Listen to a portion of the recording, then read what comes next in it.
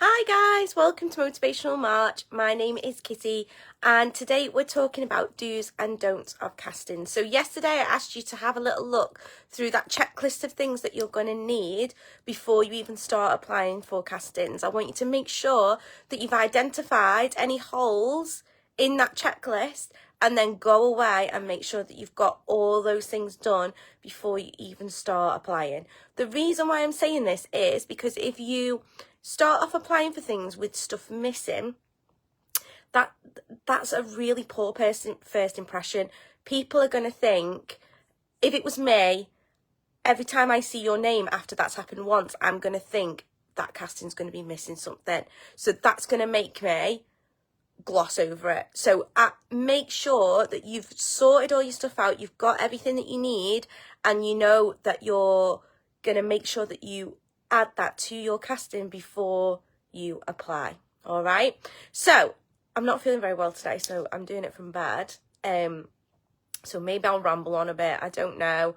But I'll do my best. Okay. So today I want you to think about, once you've got all your checklists together, now we want to start applying for casting. So first things first, when you see a casting, what I don't want you to do is talk yourself out of applying for it. What a lot of people do is they get in this position where they think they're going to apply for something and then they start thinking of all the reasons why they shouldn't. They look at all the people in the comments, and some of them are going to be big performers who they look up to and admire, and they think, well, if that person applies for it, I'm not going to get it. And then before you know it, they've decided that they're not good enough to send their stuff off, and then they just don't bother, okay?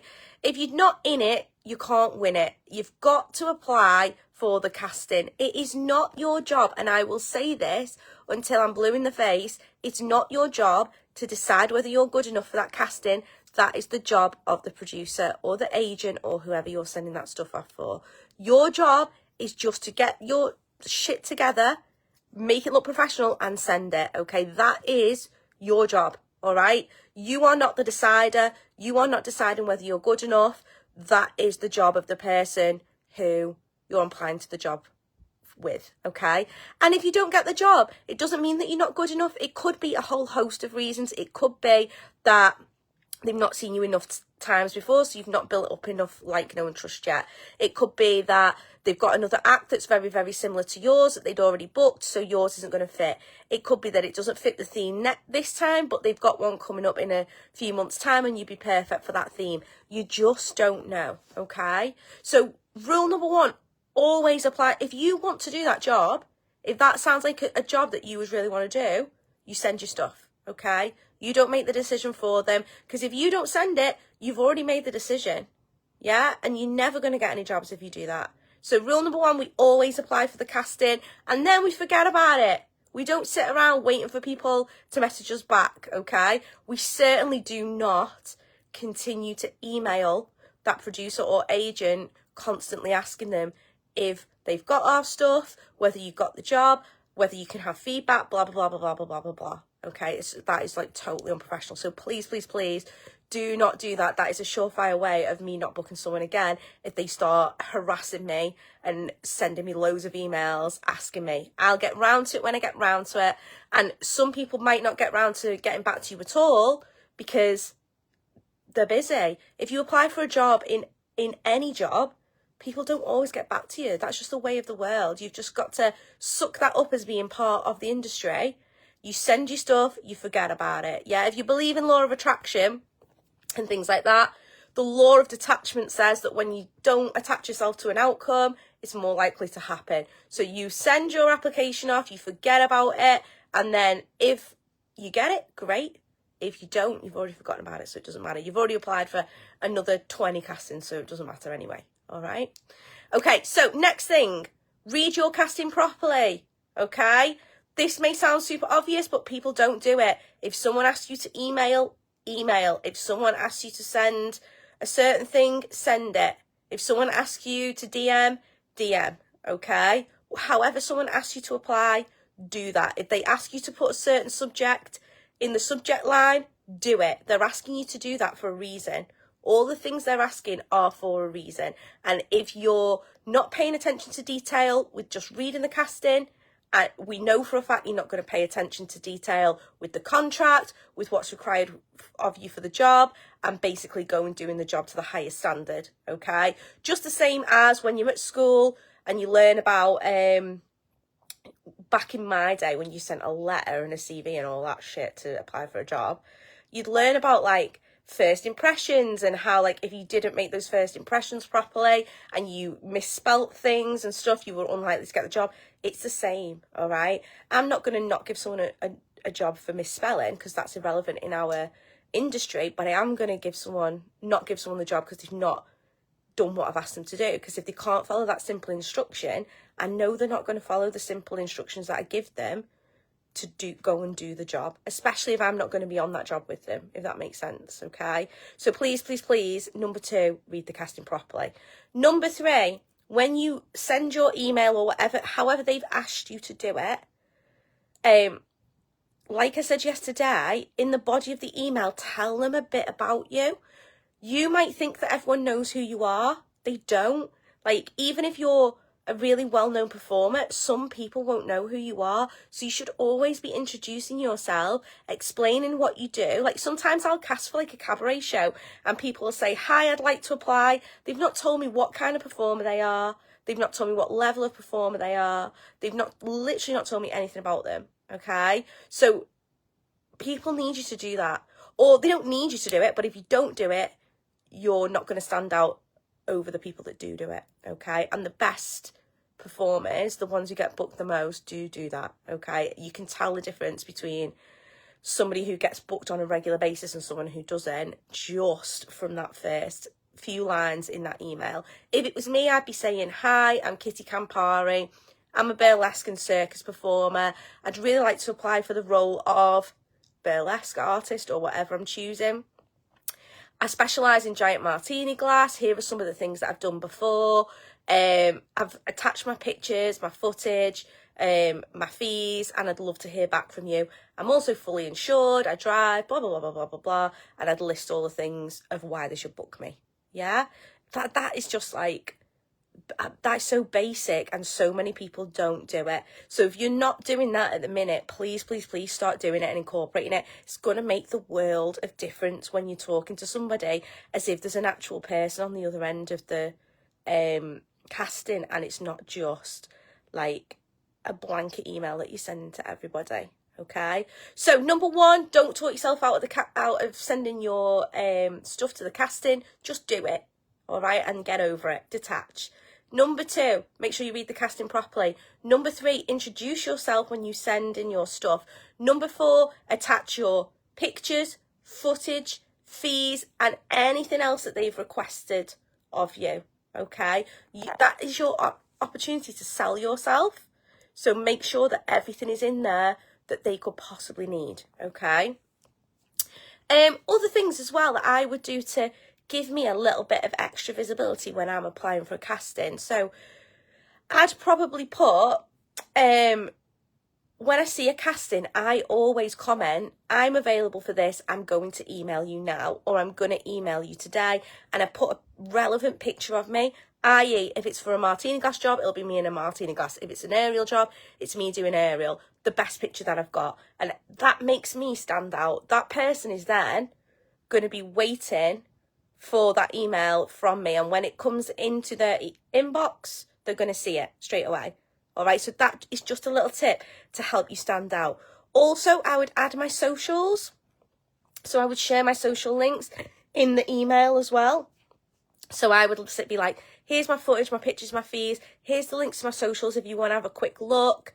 And then people can have a look at everything that you do then as well, even if you're not sending everything. So for example, if I'm applying for a burlesque job, I'm not going to send all my circus stuff unless it's a cabaret job and there's potential for me to do that as well. But if it's just purely a burlesque performer that they want, I'm just going to send my burlesque stuff. But I'm going to say, oh, here's a link to my Instagram if you want to have a look at the other things I do. I do martini glass, blah, blah, blah, blah, blah, blah, blah. If you've got a Google Docs folder and everything's separated into different acts, even better, because they've got access to that stuff straight away. If I'm applying to agencies, I'm going to make sure that I send them everything, because I want them to see all the things that I do. And I want to have them to have that footage and those photos on file so that if a job comes up and they need to send stuff for a client and they think of me, they can just send that stuff straight away. Yeah? So these are little things that you need to think about and you won't know about if you're not regularly doing jobs in the industry. So for producers, I'm sending full unedited footage of my act, pictures of me in that costume that they can use for their poster, and I'm sending my fee for that act. If I'm applying to an agency, that's a little bit different. I'm going to send them a show reel, which is just little snippets of all things that I do. Not too long. No one wants to be asked to watch like a 5-minute show reel. Like, it used to be 2 minutes. People don't even have that attention span anymore. I'd say like a maximum of a minute that's showing every different thing that you do is fine, okay? We just want to see all the different things that you do on your show reel. And then if you've got specific acts, then all the specific acts that you do, footage of them, photos of them, and a fee for them. And I would have all them in separate folders. And in one folder, I would have tech info for everything. So for each one, I'd have my tech info, which includes, as I said yesterday, risk assessment, insurance, the music for the track for that, your actual tech info. So if you've got any props, the setup, contract, if you've got a contract for anything. If you have big props, I have specific requirements for certain big props that they have to adhere to. So that would be in there as well. Making sure that you're sending everything over, okay? But that's if you're applying to an agency. If you're applying for a show, it's going to be more like send your footage, your pictures, and your fees. Does that make sense, okay? So just making sure that, one, you're being professional when you're speaking to someone. But if you know that person, if you've met that person, then don't make it too formal. But if you've never met that person before, don't make it too informal. Like, use your common sense. If you met someone in, face to face, if I've never met them before, I'm going to introduce myself and I'm going to say, hi, I'm Kitty, blah, blah, blah, blah, blah. Here's a little bit of information about me. If it's someone that I've met a million times, I'm not going to send all that, am I? Because I'm not going to say it to their face, so I'm not going to send it in an email. Does that make sense? Yeah? We've got to start using a little bit more of our common sense when it comes to how we email people. I think we should be email people in the same way that we would talk to them face to face. Yeah? I think we've lost a lot of that these days because everything's so done on screen or behind a screen through social media and stuff. So we've lost a little bit of that actual having a conversation with that person and building a relationship. And last week, all I did was talk about building relationships. Like, that is the key to becoming a booked out performer. Having good relationships with people is what's going to get you booked. So try and use your personality, your relationship building skills when you apply for the job as well as beforehand too. All right, does that make sense? Okay, so please don't talk yourselves out of doing castings. If you've got in your, because I do this as well, I'm bad for it too.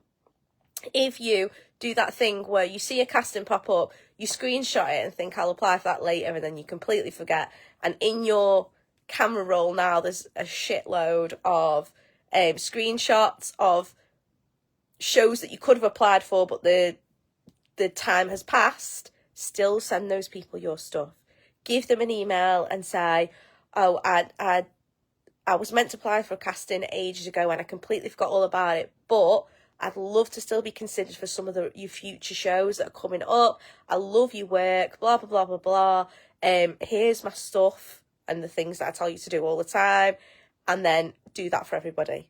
Yeah, because if you've got their email addresses and you've got their details already, they are like really good leads. They're warm leads. So I would be contacting all those people if you've got that kind of thing in your camera roll. Let me know below if you are the kind of person who does that, because I know that the majority of performers, inclusive of myself, are guilty of thinking, oh, I'll send that later, and then just forgetting, and then you scroll back through your pictures later and you're like, oh shit, I meant to apply for that job and I completely forgot about it.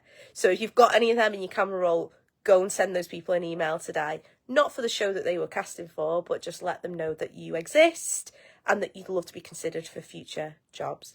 Be proactive. Don't wait to see castings. contact people and let them know that you are available. Get on Google and find out what shows are in your local area, who runs those shows, and email them. Find out what local entertainment agencies run in your area and email them. Yeah, you've got the world at your fingertips these days. We've got Google, we've got AI, we've got social media, we've got all these tools that make our lives so much easier, but you've got to use them. Yeah, it's not just going to drop in your lap. The people that you see that are getting booked regularly did this work 10 years ago before we had all that stuff, I didn't even have Instagram when I started out as a performer. It didn't even exist, okay? So people have built their reputations the hard way. If you're starting from scratch now, it's a lot easier, but there's a lot more competition because it is easier. So you've got to put the work in. If you put the work in at the beginning, building relationships, down the line, it's easy. Like now, I rarely ever apply for a casting. This is why I do the screenshot thing and then forget about it, because I usually think, oh, I can't be bothered. Because if I want a job, then I can just message one of the people that I've already got a really good relationship with and be like, oh, I'm free on X night. Have you got any work? Or jobs just come to me where people will say, really want to book you for this. Are you available? Like, it's very rare that I have to do like the full application process anymore because I've built those relationships. Okay, so if you put the work in now, guys, you're setting yourself for success in the future. Okay, right, I'm gonna leave it there. I hope that made sense. I feel like I just rambled because I'm not feeling too great. I tried to put on makeup and make myself look human, but it didn't work. It made me look okay, but it didn't make me feel okay. I thought it'd like trick me into feeling better, but it didn't. But yeah, I hope that was okay. Let me know, one, if you've got any holes in your checklist so that I can do more lives on those ones. And two, let me know if you do that thing that I do where you screenshot and then forget to send it. I bet loads of people do that. All right, I'll see you all tomorrow, guys. Bye.